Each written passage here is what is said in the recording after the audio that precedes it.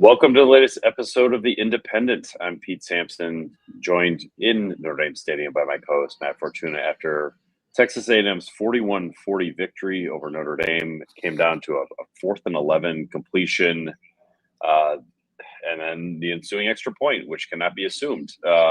After Notre Dame scored late, Tyler Buckner fumbled snap on the extra point. That ultimately makes the difference. But Matt, I will flip what I started our Miami postgame podcast with, where I said, I don't want to sound like I'm underreacting to something, but tonight, I'm not sure if I could overreact to how bad Notre Dame's defense was, to the point where, let's say Marcel Reed's pass sails out of bounds, or the tight end drops it, or Drake Bowen breaks it up. I'm not sure I would feel any differently about Notre Dame right now if they had won tonight at the very end. No, Pete, I feel the same way. Like, I hate to say I had my mind made up at halftime, but like after that first half, I'm like, okay, like what did they do during their bye week? Like the way that half ended, and a win's better learning your wins than learning your losses. And now they're going to be playing literal playoff football the rest of the year. But to give up 173 yards to Mario Craver in the first half, I mean, Marcel Reed was averaging, I think, over 26 yards per completion in the first half. The explosive plays was just incredible. And it's so unlike what we were used to seeing with this defense under Al Golden. I don't know if Lee and Marcus Freeman and Mike Elko. I mean, did Jeremiah Smith just like break Christian Gray? Like what like ever since then, it's like, what happened? He's a shell of himself. Leonard Moore is still really good, but he can't do it all. On a bad ankle. Right. And Adon Schuller, like I don't agree with targeting. I don't agree with most targetings. I don't think any of us can figure that rule out all these years later. But to your point, if Tyler Buckner gets the hold down, if they get a stop on 4th and 11, if they don't get ejected they do all these things, I'd still come out of here wondering, like, what the hell is going to turn into this football program this season? Because it was so far removed from what we felt we were getting. Like, it's pretty much the same players from last year, at least on that side of the ball. Who's new other than Jalen Stroman? I think and the DTs, but like, I mean, I don't think other than the DTs captures just how much they lost at DT. But that's not all of it. The spine of the defense has been ripped out. Xavier Watts to Jack Kaiser to Howard Cross / Riley Mills up front. Never mind Al Golden. But I do think that you sit here after 488 yards by Texas A&M, 7.1 yards per play, and think either we were completely sold a bill of goods by the coaching staff this offseason, or they didn't know what they had and lacked on that side of the ball, or they've taken really good players and made them worse. And none of those answers are good. Like, they're all bad, but maybe it really doesn't even matter what is the truth here, because I think when you look at where Notre Dame's season is going, there was a world where I could see, like, they lost tonight, we could still have a rational playoff conversation. They got no shot with this defense. They got none. They will not go through the rest of the schedule unscathed, barring a exorcism on defense. Because whatever has infected that side of the ball is just disastrous to watch. And if you didn't have that exorcism coming off a loss on a bye week ahead of one of the biggest home games you've had in quite some time, what reason do we have to believe that that's going to happen next week or the week after or whenever? Just naturally snap your fingers and make it good. I want to check, I was not out at the tailgate lots. I got here about half hour before the game. Maroon is not bright red. It's not Tennessee orange.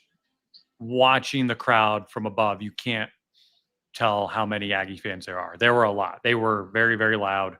They were boisterous. That said, the Notre Dame fans who were here, I think, were the only reason Notre Dame was in this game. They forced 7 false starts tonight. Yeah, this was a home field advantage. They brought it tonight in a way that No one other than the special teams, which ends up losing them the game at the end, brought it among Notre Dame's personnel tonight. And, we could, there were a couple plays. I know you had one with Eli Raridan. There was one with Will Pauling in the third quarter where CJ Carr just had touchdown passes that he left on the table because he got rid of the ball too quickly. But, I mean, Marcel Reed, for all the stones he showed and all the big numbers he put up, how many wide open guys did he overthrow? Oh, my God. I mean, he could have thrown Touchdowns. for 500 yards. I mean, he had Amari Niblack twice wide open for touchdown passes in 2 separate quarters. He overthrew Concepcion a number of times. It's not like, other than like the busted coverage on A&M's first touchdown, it's not like, that's not going to happen again. Like the Miami touchdown where they collide. Right. Like, no, this was like, wait, A&M left a lot of points out there, and Notre Dame did too. But that's the frustrating part. There was nothing to like hold on to think, all right, like just fix that and next week will be easy. Like it doesn't. We're talking about the defense. The offense, I think, has its issues as well. We could get into that, but I of all the ways I thought they could lose this game, and look, you get the block punt touchdown for the first score. You're up 10 early. You've got a young quarterback on the ropes. Like that was the longest first quarter I think I've ever seen with my own 2 eyes. And Notre Dame felt like one play away from the knockout punch early in the game. Yes. Obviously, it didn't play out that way. But to your point earlier, like there's very little they could have done in the second half that would have changed my like outlook on this season and this team, because it was just that disappointing in the first half. And it's like, to the point of Carr, like I remember watching, it was going from our left to right. We're on the opposite side. So if you were on TV, it would be going, left to right. The miss of Raridan was, I mean, it was bad. And yet, like, how much can you really ask for a guy making his second start as a redshirt freshman? Like he threw for almost 300 yards. He had some boneheaded decisions tonight. Like the pick was bad. The clap right before halftime where, it simulates the snap motion for Ashton Craig, which turns into a huge loss. A&M almost turns it into a field goal. Yeah. Like the clock managed, that whole thing was a disaster. But it's just like you have to live with that if you're Notre Dame. Like you're going to get some, oh yeah, he's making a second start stuff from CJ Carr. You're also going to get some like incredible throws down the sideline to Malachi Fields. I thought, the catch to Eli Raridan on what could have been the game-winning touchdown drive was phenomenal. Like, he shows some real guts out there. He also looks like a guy making a second start. I think you can live with all that, but let me rephrase. You can only live with that if your defense just shows up and knows how to play the scheme that Chris Ash has put out there. And right now, I'm not convinced that they know what they're doing. No, it doesn't feel that way at all. They just seem confused. The mistakes from week 1 carried over to week 2. I mean, to give up 27 points to Miami in week 1, 42 tonight to A&M, they did not give up more than – actually, no, USC actually had more than Ohio State last year. USC scored 40, right? 35, I think, on Notre Dame. Was it 49-35? I think they scored right at the end. They scored, late a little bit to, like, make it look closer after it was close. But, I mean, to open the Chris Ash tenure with back-to-back stinkers like that, and the talent is there. Yes, I know the D tackles are not what they were last year, but the talent is there. There's a difference between being the number 1 pass efficiency defense in the country and what we just watched. There's a lot of room between those things. I said this after the Miami game, and sure as hell bears true today. It's like we were definitely sold a bag of goods with these receivers because A&M brought in 2 guys from the portal who did whatever the hell they wanted out there. Yeah. Against Notre Dame tonight. I mean, they took that secondary as lunch money. It was I get why Freeman would go for it on 4th and short every time. It didn't matter if you pinned them at the 1. How many? I mean, right. The first time you pinned them at the 1, they had a 97-yard touchdown pass that Reed completely overthrew. I mean, everything was there for the taking for A&M. Obviously, whoever loses a game like this is going to feel terrible about it because there are a lot of plays left out there. But, when you're the home team and you're already staring at an 0-1 hole, it's just hard for me to, they went however many weeks last year with 1 loss. They've now lost their last 3 football games, which is not the first 3-game losing streak of the Marcus Freeman era either. If we want to look at the first season. So I don't know. I mean, I don't, Jeremiah Love, I thought I was telling, like, Jeremiah Love and Leonard Moore came in to the press conference room while Freeman was still talking. They were still in full pads and uniform. And I thought all four guys who talked did a good job of, like, being accountable and taking ownership. And does that matter if your coach, particularly on the defense side of the ball, can't convey to you what it is you're supposed to do and you're having these mistakes? Like, I just don't. The whole point of hiring Chris Ash was you weren't going to burn last year's playbook and restart this defense from scratch. I asked Chris Ash point blank in August, do you have appreciation for the room you walk into? And he said, it's the best defense I've ever been around, other than maybe 2014 Ohio State, which won it all. Ooh. Now, they did lose to Virginia Tech and gave up 35 points in week 2 of that season, but that was one game. Notre Dame's done the equivalent of that twice. And we're in for a wild ride this season. Don't think it's going to be ending in Miami. I feel fairly let me put it this way. I'm not as down on them as I was after week 2 last year. However, the odds of them replicating that again with a tougher schedule and a defense that doesn't seem to know what it's doing out there is very much a cause for concern. I would feel better if they lost 21-20. Yeah, I absolutely would. Absolutely. Yeah. The 488, because, like, if you don't have your defense figured out, like, I don't know why you would get it figured out moving forward. Like, can they be better? God, I would hope so. But, like, it just 0 sacks, 2 tackles for loss. Not a whole havoc at all. And yet, like, if Leonard Moore doesn't turn his ankle, does he pick off that pass in the end zone?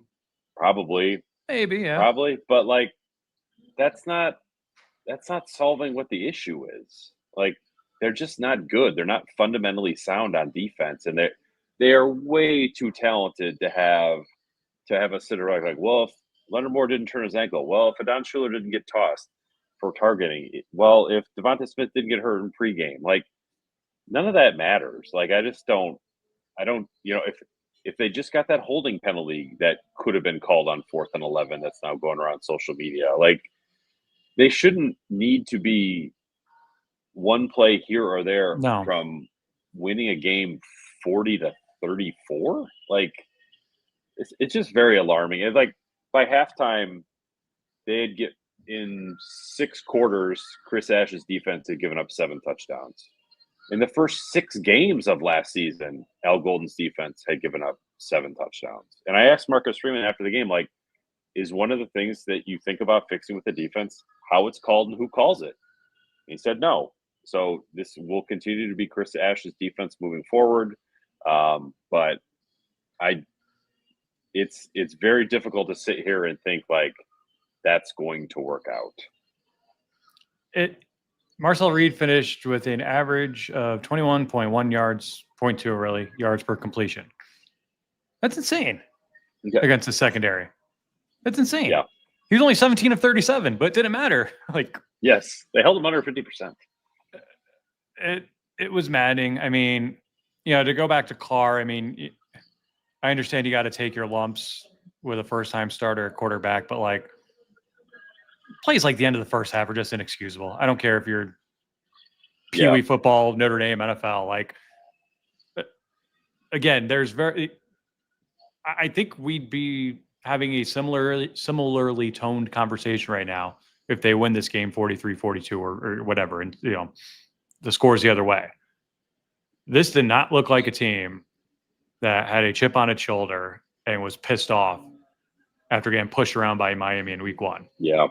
And to come out of a bye week in front of this awesome home crowd, awesome environment, just very, very disappointing. Like, the execution was beyond subpar. I think a couple things worth noting, like you mentioned sort of the crowd, and I mean, I thought Notre Dame really fed into that. Like, they couldn't have blocked the punt to open the game any better than what Logan Thomas did. Like, rarely do you see a punt block with somebody's chest. Like, that's how close he got to the punter. And then Tay Johnson runs it in for the touchdown. Like, and this place, like, I thought other than the audible groan when they went into the Wildcat during the second half, I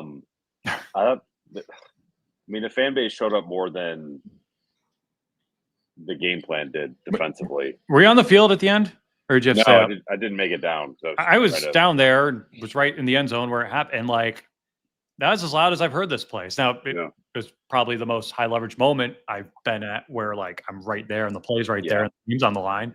But like they forced 7 false starts. Like they were freaking into it. They didn't need all the pomp and circumstance that I think we got a little too much of here from the video board. But like it was an awesome environment, awesome home crowd. Shout out Aggies fans. I mean, obviously they brought the juice as well, but like Notre Dame rode the wave of its home crowd, and I give the crowd credit for that. Like this, whether it was a missed field goal from A&M at the end of the half, whether it was Cassius Howell dropping a pick right in his lap, right in front of the goal line from CJ Carr, again, missing Black twice, missing Concepcion on a 97-yard touchdown pass. Like there's so many things that went Notre Dame's way, I think, and they still gave up 42 points in a loss. And again, the one thing they did at least a lot better than A&M for 56 minutes was special teams. And technically it cost them the game. I mean, Freeman said he didn't talk to Tyler Buckner. He doesn't know what happened there. This is not a game where I put that on like the holder. Like obviously that was the last play. Like I don't put on the holder. I don't put it on the targeting call. I don't put it on the likely hold that happened on the game-winning touchdown pass. It just never should have come to any of that. Like if this is a program that we think it is. And I mean, they've got him pushed around. I mean, 3rd and 12, Le'Veon Moss, 12-yard run. Ooh, yeah, that was a sneaky bad play in the game. And I'll give Love credit. I forget the stat. Our friend Bill Trokey texted me mid-game, and so this is not the final stat, but he said Price and Love, and this would have been probably late third, early fourth quarter, had a total of 9 0 or negative yardage runs, which is troubling. And yet I can't, they stuck with it. And I think, you swing at that boulder enough times, eventually the dam's going to break. And I thought the running backs did a lot of good things tonight, Love in particular. So I can't sit here and be like, oh, they didn't run the ball enough. No, like they did. And I don't think the Wildcat fooled anyone at all. Like I don't see the purpose of that. A&M knew it every single time. Yeah, that had no joy there. But yeah, I liked how even though the Wildcat was not a thing, I like how Denver committed to the run.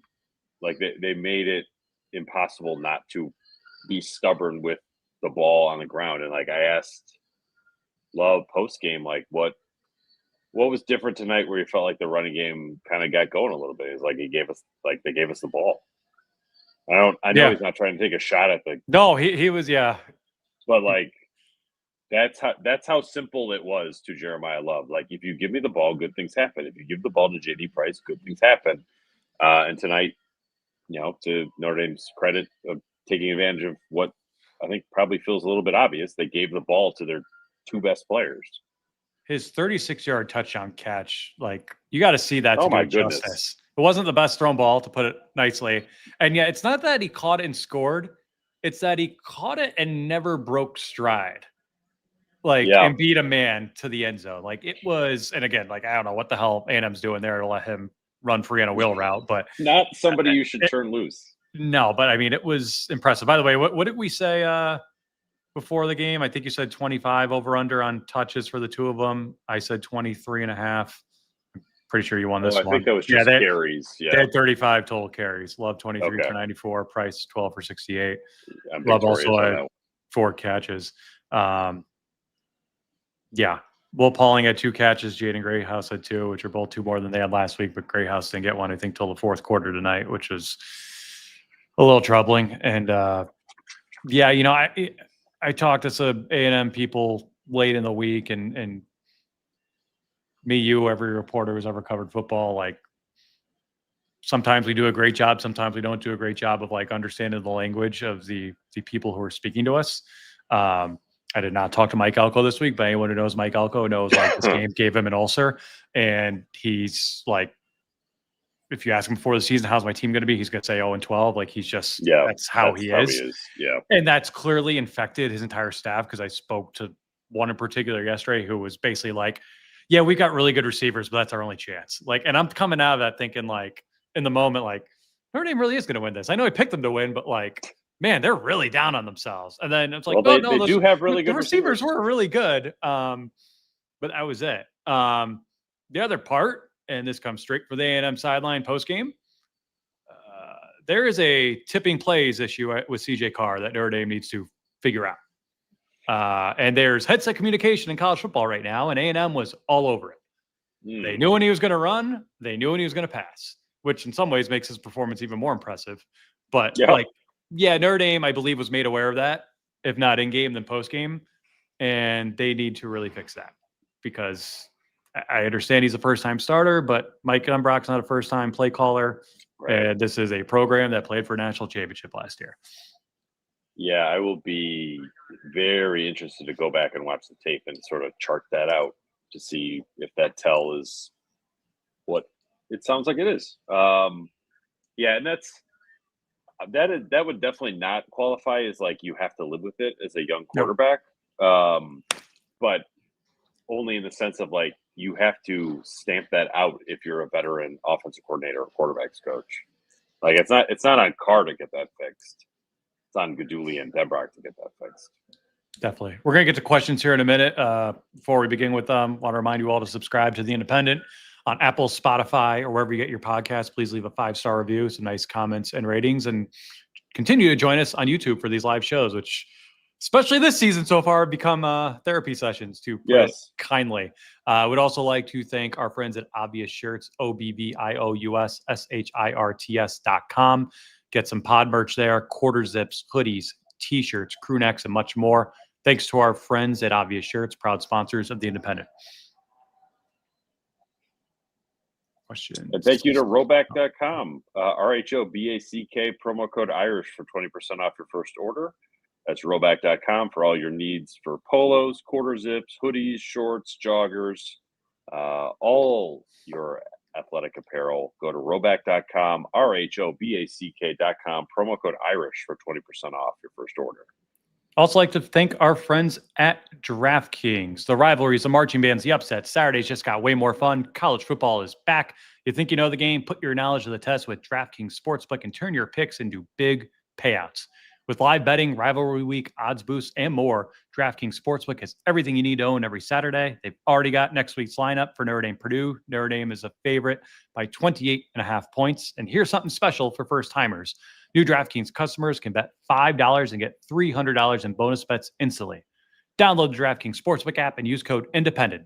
That's code INDEPENDENT for new customers. Get $300 in bonus bets instantly when you bet just $5. In partnership with DraftKings Sportsbook, the crown is yours. Gambling problem? Call 1-800-GAMBLER. In New York, call 877-8-HOPE-NY or text HOPE-NY 467-369. In Connecticut, help is available for problem gambling. Call 888-789-7777 or visit ccpg.org. Please play responsibly. On behalf of Boot Hill Casino and Resort in Kansas, fees may apply in Illinois. 21 plus age and eligibility varies by jurisdiction. Void in Ontario. Bonus bets expire 7 days after issuance. For additional terms and responsible gaming resources, see dkng.co/audio. Let's go to the questions. Jim Rixner. Is he called Chris Ashby because he burned out all that was left of the defense? Oh, God. It's like a reverse Phoenix Rising. I don't even know how to make that quote work in reverse. But, yeah, Jim, I mean, we were all told they're bringing the staff back. Washington, Bulla, Mickens, Biaggi. It's going to be Chris Ashby's defense because he's going to take the best of what they did last year and he's going to enhance it. Instead, it lit it on fire. It's not good. It's not good. There's a lot of – I thought the wordplay of the year was going to be more like a CJ Carr, car alarm, car something. Irish car bomb. Yeah. Turns out it's ash. None of it's good. Take a guess what all the next top questions are about. As a defense coordinator, I've been fired after 2 games. Jack Tia.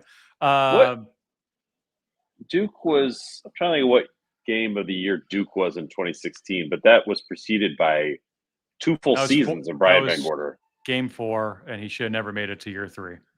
Or help, should have made it year 2, but yeah. Yeah. Did you mention Brian Van Gorder? Because our next commenter, TNS22, says Chris Ash giving Brian Van Gorder vibes. And I mean, you got a lot of friends who text you. I got a lot of friends who text me. Some of them text us both at the same time. And there were quite a few Van Gorder memes coming into my phone during. Yeah, this is really like the worst possible outcome. Like it's bad to give up 41 points. It's even worse to have Brian Van Gorder comparisons. That's where we are with Chris Ash, man. I don't think Marcus Freeman would make a in-season change in year 1.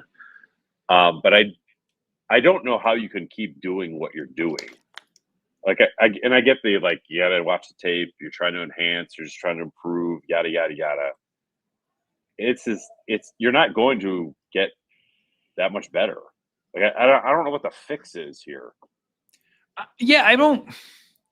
We'll never go back to Golden's playbook. Like is that a fix? Well, I mean, you asked Freeman essentially like, would you change play callers? And he said it's not play calling, it's the execution. I don't think it's the worst quote in the world, nor do I expect him to shed a whole lot about what's going on right in the heat of the moment after a game. But I am interested in the dynamics when you've got a new DC on a staff with a bunch of people who've been here for a while, and your boss is a former DC, talking to coaches elsewhere. Like they seem to think multiple people were calling the defense in week 1 against Miami.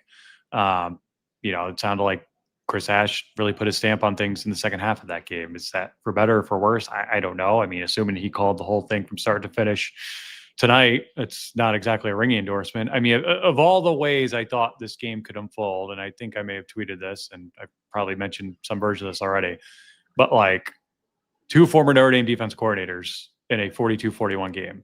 I mean, this game had to burn a heart through their souls, both of them, regardless of outcome. I believe Mike Elko was caught on camera by NBC breaking a chair. Yes. I'm not surprised by that. I was also told he said, I'm going to bleeping kill him on the headset before this. And I think he came pretty damn close to doing that. And that was a winning coach, by the way. Yeah. Like that's it's interesting because like by like definition of investment and fan support, A&M is a blue blood, but they don't have the record or pedigree of your traditional blue bloods. And yet they win this game. You could see what it means to everyone who was here in maroon and especially on the field. And I'm like, man, this is the biggest A&M win since when? Alabama 12? Or probably, yeah. There's another Alabama win in there, I think.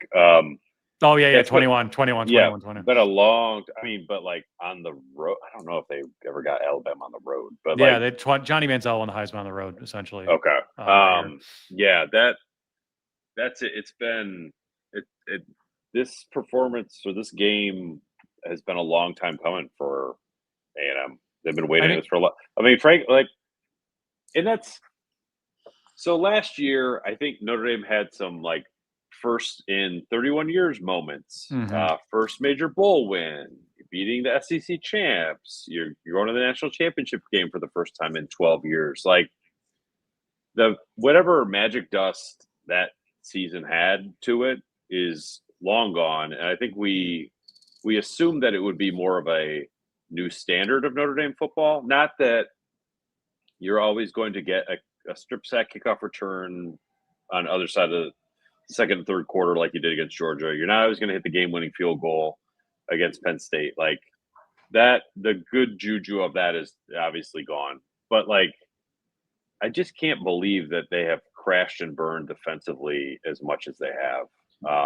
And that's like why I say, like, if they had lost 21-20, I think you could live with that much more than 41-40. Just is it's just hard to process, man. The question mark was quarterback, and by question mark I mean the unknown. Yeah. Which is why, again, like if you lose because your quarterback has a costly turnover or something like that, I think that's, you swallow it, you suck it up. That's the growing pains of not going to the transfer portal and trying to develop your own, and you get better from that. But it takes on a completely different dynamic when, like, Marcus Virginia's not going to get up there and say, like, everyone's job's on the line, coaches included. But I do wonder how much he gets after them this week. Like, it's playoff football from here on out. And this year's Notre Dame team does not have last year's Notre Dame schedule to work out the kinks, so to speak. I mean, they were never in danger of losing to Miami of Ohio, but that was a tense game for a while because of everything that preceded it. They don't play a Miami of Ohio this year. Like, who's their Miami of Ohio? Boise, who's not what they were last year, but still like a formidable program. Yeah, there isn't one. Syracuse, It's I think at the beginning of the year, I described the schedule. It felt like they played a bunch of Georgia Techs, but with Haynes King. Clemson found that out today. Yeah, Clemson, that's a problem. And like Georgia Tech was a pain to deal with last year without Haynes King. But I mean, Notre Dame's not good enough to just roll out there and kick the crap out of you and, just come out on the winning side at the very end. Like, they're not good enough at the offensive line. They're clearly not good enough on the defensive line. So that's, to me, there's just nothing about Notre Dame that would give you confidence that they're going to be able to get it together. And I think even, look, I get it. Northern Illinois was worse than this because it's freaking Northern Illinois. Sure. But Northern Illinois scored one touchdown on like the flukiest play I've seen in the last 5 years, 10 years maybe, covering Notre Dame football. And it still came down to a game-winning field goal. So it's not – I came out of Northern Illinois thinking like, well, the defense probably isn't going to give up more than 10 points for the next month and a half. Like, they will give the offense a platform to figure it out. They will carry the team until Riley Leonard can get caught up to speed. With this team, who's carrying whom? I have no idea. No, and I look like it. I mean, I'm on record as saying before the season, I think this defense has a chance to be the best in the country, and clearly it's not. But they've also lost back-to-back games by giving up game-winning drives. But when they needed to make a stop most, they couldn't make a stop. And it's just incredibly disappointing and frustrating to watch what has become of that side of the ball in 2 weeks. Like, I did not see that coming. We knew this was a tough start to the schedule. You knew 0-2 was always a possibility, but again, you think like new quarterback, sure, maybe he's overwhelmed or maybe he, needs some time. I mean, CJ Carr is far from perfect, but he's not the problem. He's nowhere near the biggest problem. No. Play calling on both sides of the ball is a much bigger problem, and that part is frustrating. Like, yes, NIU was much worse, and there were a lot of program questions after that. Like, I don't. Yeah, I mean, we're running Marcus Freeman out of town almost after Northern Illinois. And I'm not suggesting like, oh, fire Chris Ash tomorrow and everything will be fixed, or a new DC will fix everything, because it's never that simple. But I don't like. In some ways, it's the frustrating part. It's like they were supposed to be past this by now. Yeah. It's Notre Dame coming off a championship run. They lost their DC, who they're always going to lose through no fault of their own. Like hindsight's 2020, but should they have ponied up to get Jim Knowles like Penn State did? I don't know. Like, they were never really in that sweepstakes. Like, it seemed pretty predetermined from the beginning, and we all had the same reactions to that we did. Somebody who's on a Power 4 staff, or hire someone else as DC. Maybe Mike Mickens. I don't know. Like, not that the secondaries lit the world on fire, but like there was a lot of at least fan support for him to get the job when Golden left, and he never got any serious consideration. So I don't know. It's not like they won't pay. It's not like they won't. Like, again, good coaches make bad hires all the time, and I'm not writing the final chapter on the Chris Ash era just yet, but like, he had two major tests that he was going to be judged by this season, and he's failed both of them so far. And it's going to be I won't say it'll be hard for him to prove himself, but you're not going into many games the rest of the year feeling comfortable or confident on that side of the ball right now. No, it's a defensive coordinator specific replay of what Marcus dealt with himself last year. When you lose the benefit of the doubt, you don't get it back in 1 week or 2 weeks or 1 month or 2 months. It takes the entire season. And I think in the case of Freeman, it probably took into the college football playoff for him to get the benefit of the doubt back in some ways. With Ash, I think it's the same. And it's going to take. There's nothing that it would have to be before November or into November before I'd be like, all right, they figured it out on defense. That's impressive because after 2 games, it was a mess. It's going to take months, I think, for Chris Ash to get the benefit of the doubt again from the Notre Dame fan base. And I think understandably so. Not that he's coming back as DC, but as long as we're talking about DC, shout out Clark Lee, 31-7 Vanderbilt win at South Carolina, which I had that as my upset pick. I didn't think they'd win by 24 points, but Clark Lee and Diego Pavia are doing some special things in Nashville right now. But I mean, if they shut down USC, how good is USC? I'm not really high on them this year, but they've always got wide receivers, and wide receivers have been a problem for Notre Dame to defend so far this season. With that quiet in the crowd, I don't know. It's if you cover the 28.5 point spread against Purdue next week, I don't think everyone's going to be at ease, especially with a tough trip right after that at Arkansas. Did they beat Ole Miss? I have no idea. They lost 41-35. Okay. Ole Miss had a backup quarterback, but they scored 35 points. So that's a lot of points. That's a lot of points. I just had some here. Oh, Ryan Veith, was Devontae Smith hurt? Yes, I believe he got hurt in warmups, they said, right? Yes. Yeah, they said it sounded like he was nursing an injury coming into the game, and then it was either re-aggravated or he got a new injury during pregame warmup, so he was unavailable and out. Jack Corcoran, is it a Marcus Freeman who breathed problem with the Ash thing, slightly puzzling at the time, and now looks like a disaster? Seems like they whiffed on a lot of the talent evals after 2024 too. I don't know if I'd say that. From my understanding, Ash was in the running when they hired Gal Golden back in 2022 as well. So it wasn't like this came out of nowhere. But again, good coaches make bad hires. It doesn't excuse it, but it's not it's not an indictment on Marcus Freeman's not the right guy. No, the early returns are not looking good on Chris Ash right now. I got to bring this up just because we're here at the A&M game, and we've talked in the lead up to this about the Mike Elko, Marcus Freeman thing. I mean, they're between Riley Leonard switching sides a couple of years ago. Chad Klunder, the former ops director of Notre Dame, now is doing the same at A&M. There's a lot, I believe, I don't think he's there anymore, but was Tyler Santucci still at A&M? He was at Notre Dame before. Split with Elko. I don't think he followed him to A&M last year. The OC for A&M, Colin Klein, who interviewed during that wonderful search that landed Jared Parker, and who did not get the job because we were told the quarterbacks didn't really vibe with him. And who was part of that quarterback room? Pete, who played a role in tonight's game. Tyler Buckner was part of that quarterback room. Funny how that works out. It's just small world. Yeah.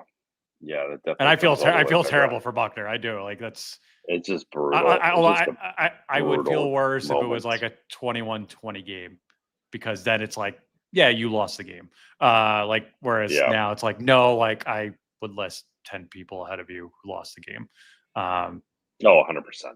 It's weird. All right. Pete Arlington, Chris Ash was 0-94 at Rutgers. He's a terrible coach. I don't understand why Freeman brought him in. He lost 78-0 to Michigan one game. I give everyone a pass for Rutgers. It's unless your name is Greg Schiano, it's impossible to succeed there. Now that doesn't mean hey, he's still a great DC. I don't know. He's had some good DC jobs in the past. Again, he won a national title at Ohio State. Although I think Cardell Jones had more to do with that than their defense. It's look, the pitchforks are out right now, and I don't like. I'm not saying here. Understandably so. I'm not saying here saying calm down. No, like he's making good money, and he's not delivering right now. No, not even close. I just like that Ashley. He hasn't been a good college DC in 10 years? Yeah, I mean, he was part of the Texas staff that got fired, right, with Herman? Yeah. I think. Yeah, barely lasted there. He was in the personnel department with the Jacksonville Jaguars last year. Like I just sort of look at it as I always have a rule of thumb with your assistant coaches. You should only have assistant coaches who could, if your program ceased to exist tomorrow, would all find jobs immediately. And they sort of did the reverse with defense coordinator. Like they hired somebody that nobody else wanted to hire. And I don't get that. And it's maybe Freeman liked him. I get it. I know there's some connections there, but like it just doesn't make sense to me that maybe you were the one that said like this is a kingmaker position at Notre Dame, the defensive coordinator role. Mike Elko, Clark Lee, Marcus Freeman, Al Golden, like Bob freaking Diaco got a head coaching job after being the DC here. You should be able to go out and you should be able to do what you did at offensive coordinator with Mike Denbrock at defense coordinator. They did not do that. Why? I'm not sure, but they didn't do it. Daniel Massoud, to echo what everyone is saying, Chris Asher's just a terrible hire. We have a group of guys made for man defense, and he runs out his zone that confuses everyone on our own defense. I give credit to the 330 brave souls who are in this room right now at 1:36 a.m. on Sunday morning. It's easier to pod after a win. However, I will say the most viewers we ever had for a show was after NIU, and maybe we'll eclipse that after another week 2 home loss. I don't know. It's hard to get to all of you, especially when you all have the exact same comments and concerns. Like I'm trying to find a non-Ash question here, and it's really hard to find. Not to get more into Ash, but like I was looking at the box score for the Arkansas Ole Miss game. Arkansas had 526 yards offense. And threw for 300, ran for 200. Pete Golding's the DC at Ole Miss, right? Like former Alabama DC, like a good DC. Yeah, that's struggling. Jack Corcoran again. I think they'll struggle against 7 and 5. Arkansas can score, and it's on the road. USC looks much improved. BC looks decent. Pitt will be tough, and Jelly will be motivated for Syracuse. I would strike Syracuse from that list. Yeah, that's the one where I'm like, all right, put on the brakes. But I mean, we'll see. Did Pitt blow it today? I saw they blew a lead. Did they end up losing at West Virginia? Well, it's a rivalry game, but West Virginia won overtime. Holy cow! Who was the person who just put this question and said BC looks different? They're losing by 10 at Stanford right now. That's not decent. Well, and Stanford looks decent. Pitt did blow it. They lost in overtime. Wow.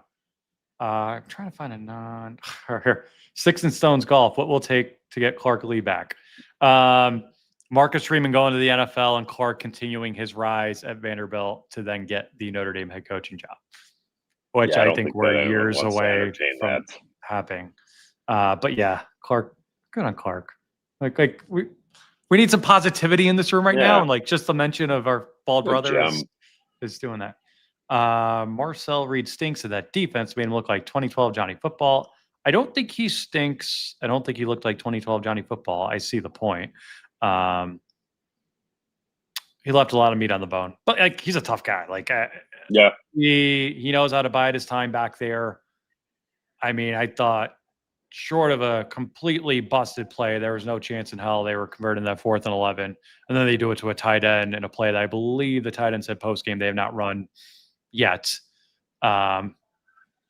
Just a tough throw to make under pressure, and he did it. And to get him to that point too, I think was pretty impressive. Pete Arlington, does Notre Dame have a sack through 2 games? I'd love to see the hurry numbers. They got 1 against Miami, right? And none tonight. Yeah, is that right? None. 0 tonight. Boubacar. One at Miami was Boubacar Traore. Sorry, go ahead. I think I had 2 tackles for loss tonight as well, which is like Shocking. It's just the way, it's not that they're 0-2, it's the way they're 0-2. And I know they are 4 points away from total points away from victory, but yeah, they have 4 tackles for loss through 2 games. If you were to get on the whiteboard right now and list the core tenets of Notre Dame football under Marcus Freeman, it would be strong offensive line play and strong defensive line play. And they have got him pushed around. I mean, yeah, especially on defense. It's just got to eat at you. Like, I don't know. Finney Coleman, A&M fan here. Me thinks folks are being too hard on ND. This is a close game to turn out. Player 2, ND will be fine. Big Freeman fan. Glad for the win. Sad for ND. Wow. Do not think the only nice things said tonight would come from A&M fan. Yeah. No, I mean, the issue is, again, if it was 21-20 and not 41-40, this would still be not good, but it wouldn't be as bad, alarming. I don't know if they could fix this as it is right now, because it's the ominous part. I just feel like this game, the start of the season is a harbinger of what's to come, not an aberration. I thought coming out of Miami that what we saw, there was a lot of like, well, this is the exception. The rule is what we saw last year. You get one mulligan, especially in the 12 After tonight, I'm like, actually, this might be the rule on defense. Well, and you always say this, and I don't know if we truly drove this point home after week 1, but you are always fond of saying yeah, Notre Dame openers are pretty indicative of how the season's going to go. Yeah. Unfortunately, I think you're right again, based on the early returns. Yeah, I thought this year had a chance to be an outlier, but it looks like it's not going to be. I think the stuff that we saw in Hard Rock Stadium is just going to hang around for the next 2.5 months. Billy Blue, if they are going to need 40 a week to win, then they are going to have to let Carr cook. They're letting him cook, and yeah, that's not healthy for anyone. Putting all that on your quarterback, especially a new quarterback. But if you're going to need 40 a week to win, I don't think it'll be that dramatic in most games. But and you're going 8-4. Might go worse than 8-4, but can you recruit better receivers then? If that's how you're going to play football from now on? Yeah, I don't know. This season, I mean, it's like the big questions of these seasons are now will Marcus Freeman be taking a bath of mayonnaise or eating a Pop-Tart? That's not. These are not things I wanted to be asking when the season started.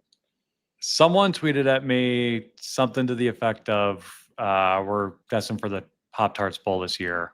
And I replied, because as I was reading that mention, a man in a Pop-Tarts blazer was right behind me outside the A&M locker room. And I said, well, guess who's standing right behind me?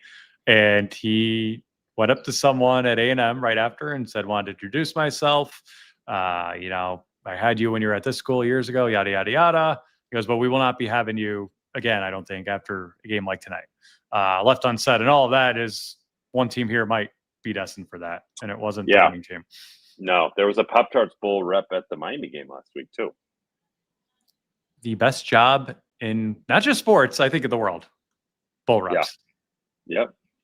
Eat well, get paid well, go to games. Sounds like us. Sounds like us minus the paid well part. And we're actually writing and recording podcasts after this. Jack Tia, another nice comment. Pete, despite the non-answer, thank you for asking if head coach Marcus Freeman would change play callers. Yeah, Pete, that was a good one. Thanks. Yeah. Tried to slide that in there. And look, I know we had to know that.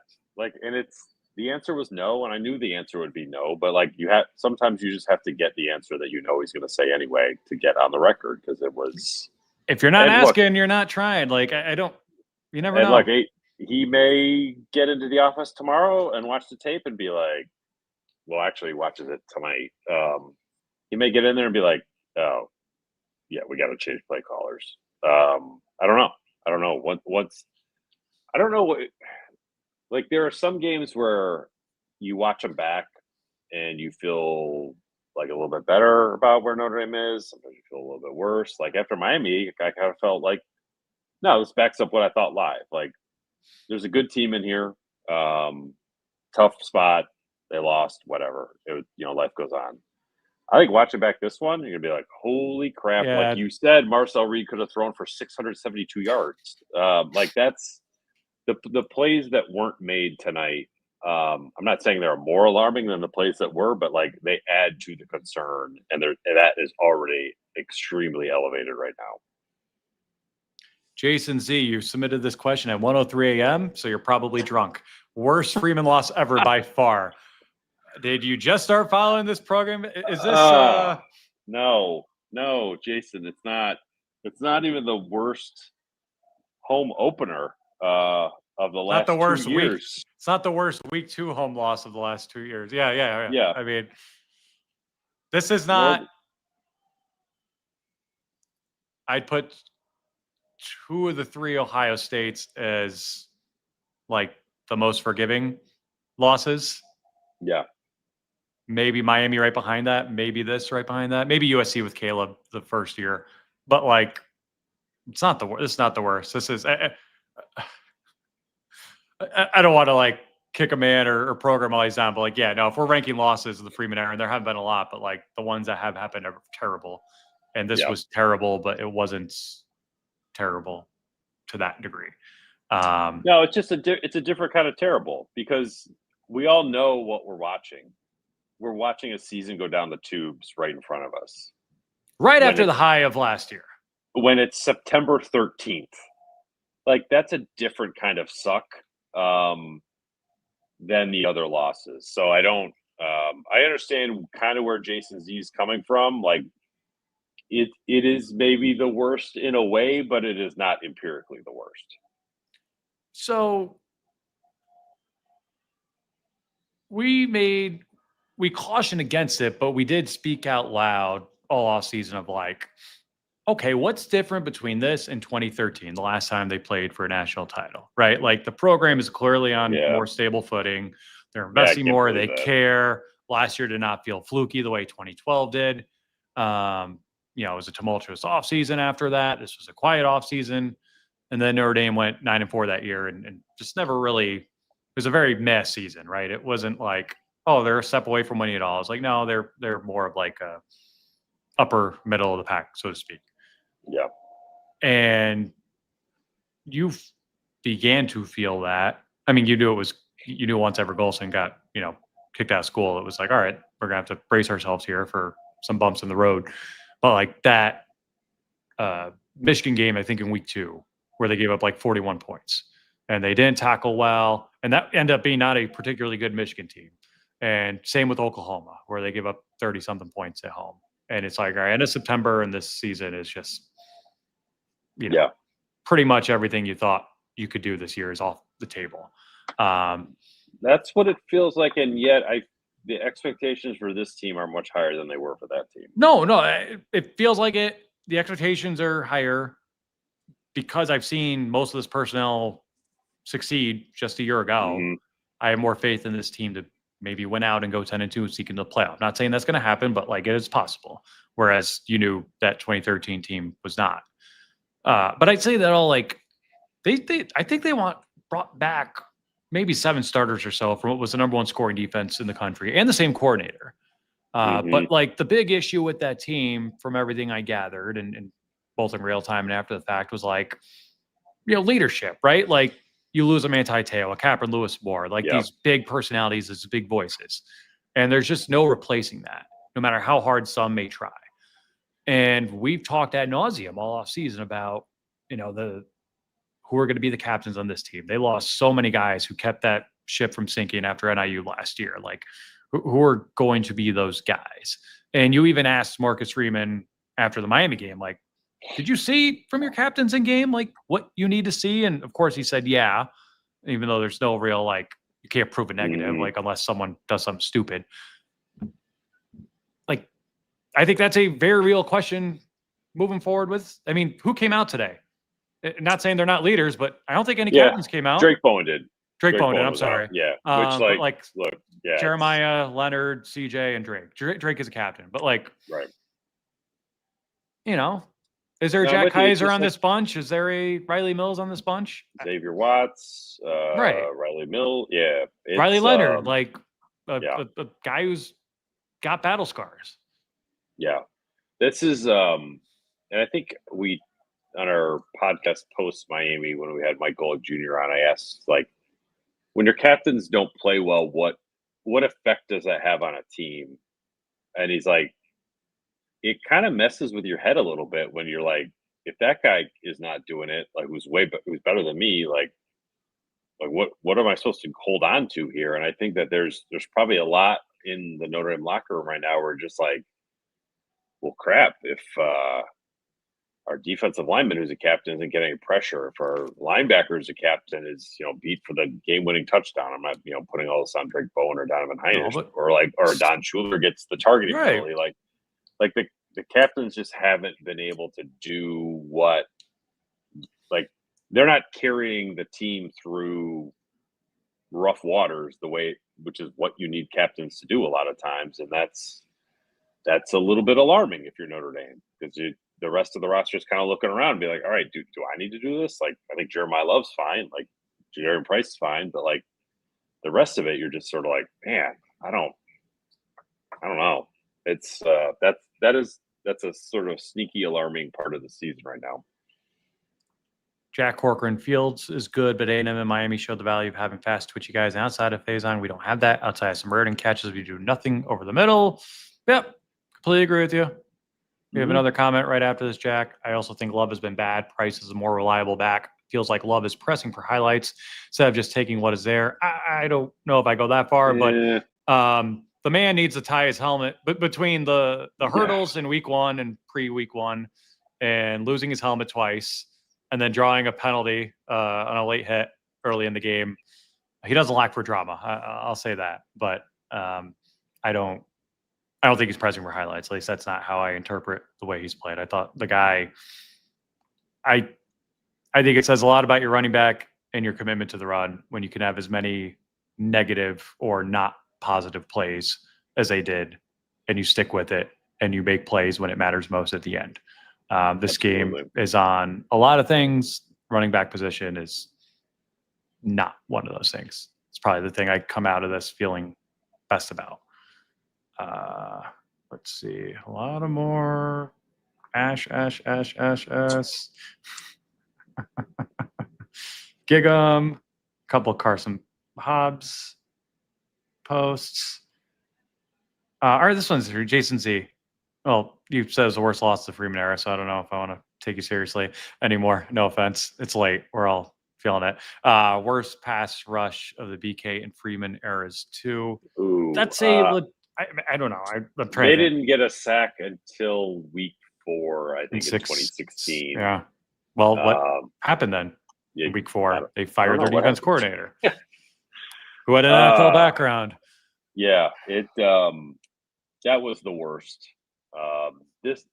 This one is inexplicable to me with Boubacar Traore, Kingston Viliamasa, Bryce Young. Like, they have dudes up front, and man, they're just nothing. They're just not getting anything from them right now. It's hard for me to get my head around 1 sack and 4 tackles through loss through 2 games. Sean Roberts, they seem to have completely lost their edge. Almost feels like they have an entitlement ? So I'm not going to play amateur psychologist as far as the entitlement part, but the edge part, I mean. But I thought they had the edge in the first quarter. Well, I just mean, generally speaking, up and down that roster, like, is this a group of MFers? I don't know. We'll find out. Yeah. You need them to win big in football. Found out. Yeah, we should have. Right. Yeah. But yeah, so like if we're asking that question still, that's not good. No. I'm not saying you got to go Ruben Bain and write like kill Ryan Brown in your notebook this week, but did you see the one quote from Albert Regis about the pregame scuffle? No, I forgot that even happened. Yeah, right. I mean, there was a lot of things that happened tonight that I plan on talking about, assuming things. Let me pull it up here. This is from Travis L. Brown, who is a writer for KBTX Sports. Texas A&M defensive lineman Albert Regis on the little scuffle before the game. Quote, I'm going to be honest, it generally pissed me off when they tried doing all that rah-rah before the game, so I took it personally. You're trying to do all that rah-rah, trying to be someone they're not. No disrespect to them, but I'm calling it how it is, unquote. And you could say that when you win, because you're always right Yeah. when you win. But it's like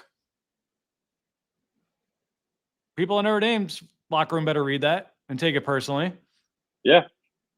Yeah. Question your manhood after you just stole a game in your stadium. There was a time when I feel like Notre Dame would go out to USC sometimes and like kind of scuffle it up before the game, and then they get smoked. Just like, okay, we're going to act like a tough team's supposed to act. And I think like maybe in hindsight you could say that, but it's not something that at the time you're not like, well, this is sort of fake toughness. But as we sit here at 1:54 a.m. after they lose 41-40, you're like, man, maybe there was some fake toughness there. Michael Hedges, sorry. At this point, I'm like, how creative can we get this hour? Ash equals trash. Okay. There's a bar. A lot of BVG references. Okay, here's one. Jason Z again. Percentage chance Carr is gone after this year. I'd say 15% and grows with every loss. Well, 15 is very, very low for a starting quarterback. Very low. I don't know. We don't even know when the portal is going to be open. At this point, they could basically, who on the offense is good enough to leave other than Jeremiah? Like, Jeremiah Love will leave, but like, I don't know. Purdue went 1-11 last year and has players starting at, I'm just saying, like, you wouldn't Oregon leave Notre and Dame Ohio to go to another school. You'd leave Notre Dame to go pro. And I'm saying, I look at it as like, Carr could come back here. Basically, the entire offense returns. Obviously, Fields and Pauling wouldn't, but pretty much everyone else would be back. Like, I would think that'd be fairly attractive, but who knows? That's a long way from now. I'll throw this up there just because it happened today and we're on the subject. I was at Northwestern Oregon earlier today. Dylan Thieneman, starting safety for Oregon, was at Purdue last year. And I was talking to, I'll call him a scout who was on the sideline at that game. And he said, I saw this guy play in high school and I was all over Marcus Freeman saying, you need to get this guy. And he said he won't play for us. Based off the Notre Dame Purdue game last year, I can understand why you thought they wouldn't play for them, but I think it had more to do with Purdue's coaching staff.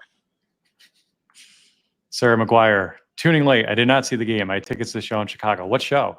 So week 1 of our OCs to blame. Week 2, it's our DC. What gives? The DC doesn't absorb blame for week 1. I'll say that much. Nor should Denbrock absorb any blame for tonight. Not that he's the story, but I think each shares it both weeks. But at this point, Denbrock has figured a few things out. Ash is going in the opposite direction. Jason Z again, going over to A&M and getting into a fight before kickoff worried me when I saw it on Twitter. I did not see this. Did you see it? I did. It wasn't a fight. It was words. It was the reason the phrase "words were exchanged" was invented, because that's all that happened. Just the shouting, a lot of like kind of tough guy, but not tough stuff. Like there was nothing to it. I wouldn't read too much into it other than it seemed maybe a little performative. Billy Blue, it's all of it. The details are lacking. It's led them to the title game a year ago. They won games in the margins. Yeah, that I'm 1,000% in agreement. That's a great point. There were a lot of unforced errors. I learned a new phrase today from Dan Lanning. DBOs, don't beat ourselves. He said that because his team had no penalties today. Notre Dame has been really good at not beating itself, and they were not good at that tonight or in week 1 for that matter. And I don't want to be melodramatic and say it's a program issue. They got to do this, this, and this, but like they're inviting a lot of questions right now with some of the mistakes they're making. Yep. And I think it's all on the table right now. Like, I don't think Freeman's got to say what he's got to say when he gets up at the podium, but like, I don't completely different time, place, coach. But like, I remember when they started 0-2 and 11 in 2 games where they had 500 yards of offense apiece, but they couldn't protect the football. And I remember Kelly that week 3 before they beat a really good Michigan State team was like, we're going to hit him practice more. Like everyone's jobs is on the line, yada, yada, yada. Again, I'm not saying it's a like for like and you got to do that. But like I think Leonard Moore after the game tonight, like, hey, for better or worse, you were in this position last year where you had to win out to even have a chance. What's that like? And I think he gave the canned, like, it's no different. Every game's a must win and we're used to it. I don't know how you verbally express the difference, but it's like your mind is different when you're 0-2. Like, it just is. Like, there's no, like, subconsciously or not, everyone in that building is going to be operating differently this week as owners of an 0-2 record. Yeah, I feel like there's a difference between this year being like having your confidence shaken and last year just being pissed off that you let that happen because you screwed up in your prep for Northern Illinois. Like, last year, I don't think they left Northern Illinois thinking like, man, are we bad? Like, are we not a good team? I don't know how you come out of these 2 weeks and think like, oh, no, we're good. We'll figure it out. Not concerned. Like, I don't know if they're going to figure this out. I don't know why anyone on defense would feel confident they were going to figure it out. Purdue is waiting in the wings of week 3 again, 66-7 written all over it. They had a weird one. By the way, thank you, weather gods. There were delays on all 3 major networks before this game. CBS, Fox, well, NBC's major too, but it was CBS, Fox, and I think ABC from games in Indiana, in Miami, actually that's CW, and Texas Tech. And somehow in Northern Indiana, we managed to avoid all of that. Thank God. But yeah, I mean, I had the Purdue USC game on my iPad. I was peeking over it, and it was closer than I thought it'd be, but I also like didn't watch it that closely. / there was a multi-hour delay, and I just, what can you really ascertain from teams that are starting and stopping like that? I don't know. We'll learn more next week. Jason C again. How many more good losses to cement our CFP resume? Man, that's straight from the Brian Kelly era. Oh God, I thought we were done with that. Ever done with it in this era? Yeah. Speaking of done, it's 2:01 a.m. No, we've gone over an hour. Do you have any questions? Looking to my right. I'm looking to my well. I see you on my left, 2 booths away, 3 booths away. Hi, Pete. Yeah, they're all gone. All right. Okay. On that note, I wish we could get to all of these. I mean, a lot of them are similar and repetitive, but like there's some good stuff in here. We'll have a midweek podcast. If you didn't get your question answered, join us Wednesday at noon Eastern for the next episode of The Independent. Special guest Ivan Mizell, another book to promote. He has a book coming out on Frank Leahy. That said, I thought 0-1 was the right time to turn to a priest for this pod. I think 0-2, we might need to like call him out of the bullpen and come back again. Assuming Father Pete / AKA DJ McSwish, who clearly did not know the words of Mr. Brightside, is not available. Yeah, we'll have to maybe work on that later in the season. So, all right. On that note, thank you all. Thanks for joining us on this post-game episode of The Independent following Notre Dame's 41-40 loss to Texas A&M.